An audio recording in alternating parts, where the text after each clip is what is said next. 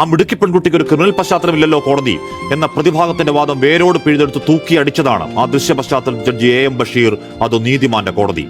How to use paracetamol as poison എന്നതടക്കം 23 web സെർച്ചുകളാണ് ചെകുത്താന്റെ ദുഷ്ടഗവേഷണം. പരാജയപ്പെട്ട അന്തകശ്രമത്തിൽ നിർത്തിയോ ഇല്ല. അപ്പോൾ തന്നെ തുടങ്ങിയ അടുത്ത വിഷഗവേഷണം. പാരക്വാറ്റ് എന്ന പോയിസൺ മനുഷ്യ ശരീരത്തിൽ ഉണ്ടാക്കുന്ന ഇമ്പാക്ട് എന്തൊക്കെയാണ്? വാക്കുകളിൽ പ്രണയമധുരം നിറച്ച് പുരുഷകാമനകളെ അങ്ങേയറ്റം വശീകരിക്കുന്ന വാട്സാപ്പ് ചാറ്റുകളിൽ ഷാരോണെ വീട്ടിലേക്ക് കിടപ്പറയിലേക്ക് വിളിച്ചു വരുത്തി കഷായത്തിൽ കാളകൂടം ചാലിച്ച് മരണമുറപ്പിച്ചപ്പോൾ മാത്രം നിർത്തിയതാണ് ആ ദുഷ്ടഗവേഷണങ്ങൾ, ആവർത്തന ശ്രമങ്ങൾ, ഗൂഢമായ ആലോചനകൾ. ഷാരോണെ തീർത്തുകളഞ്ഞ കൊലപാതകം കൾപ്പബിൾ ഹോമിസൈഡ് അല്ല, അത് പ്ലാൻഡ് മർഡറാണ്.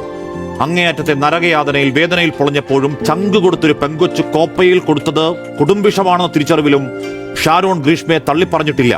സ്നേഹവാക്കുകളല്ലാതെ ഒരു തെറിവാക്ക് ആ വാട്സാപ്പ് ചാറ്റിൽ കാണാനില്ല. അങ്ങനെ അവസാന ശ്വാസത്തിലും ഇഷ്ടപ്പെട്ട് വെണ്ണീറായപ്പോഴും പുത്രദുഃഖത്തിൽ വാവിട്ട് കരഞ്ഞൊരു അമ്മയെ കണ്ടപ്പോഴും ആ പെൺഹൃദയത്തിൽ സ്ത്രീ സഹജമായി ഉണ്ടാകേണ്ട കാരുണ്യത്തിന്റെ തരിമ്പുണ്ടായിട്ടില്ല. പശ്ചാത്തപിക്കാത്ത ചെകുത്താനാണ്. കിട്ടാവുന്ന പരമാവധി ശിക്ഷ ജീവപര്യന്തം 10-16 വർഷങ്ങൾ, കഴിയുമ്പോൾ 36 വയസ്സ്.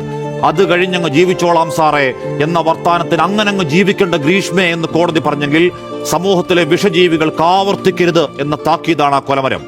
അപ്പോഴേക്കും ഇറങ്ങി മാളിക മുകളിലെ കപടനാട്യങ്ങൾ, കൊലമരത്തിന് താഴെ കണ്ണീർ വാർക്കൽ, ഏതോ പ്രണയ പ്രതിസന്ധി, സോഷ്യൽ ടോർച്ചർ, ജസ്റ്റിഫയബിൾ മർഡർ. ആ ചെകുത്താന് വേണ്ടി ന്യായീകരണ ഖണ്ഡകാവ്യങ്ങൾ പടച്ചുവിടാൻ ഉളുപ്പുണ്ടോ?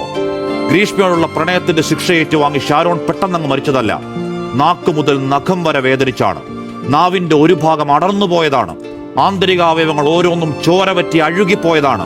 ലിംഗാഗ്രത്തിൽ വരെ ചോരയിറ്റി ഓരോ കോശത്തിലും ഇഞ്ചോടിഞ്ച് വേദനിച്ച് ഓരോ ദിവസവും ഓരോ വർഷമെന്ന കണക്കിൽ 14 നാൾ നരകത്തിൽ വേദനിച്ചു പോയതാണ്. ആ വേദനയ്ക്ക് മുകളിൽ ഗ്രീഷ്മയുടെ എന്തോ അവകാശം പ്രതിഷ്ഠിക്കുന്ന രക്ഷകവേഷധാരികളുടെ സ്വാനുഭവത്തിൽ ഉണ്ടാവാതിരിക്കട്ടെ കൊടുംവേദനയുടെ പുത്രദുഃഖങ്ങൾ.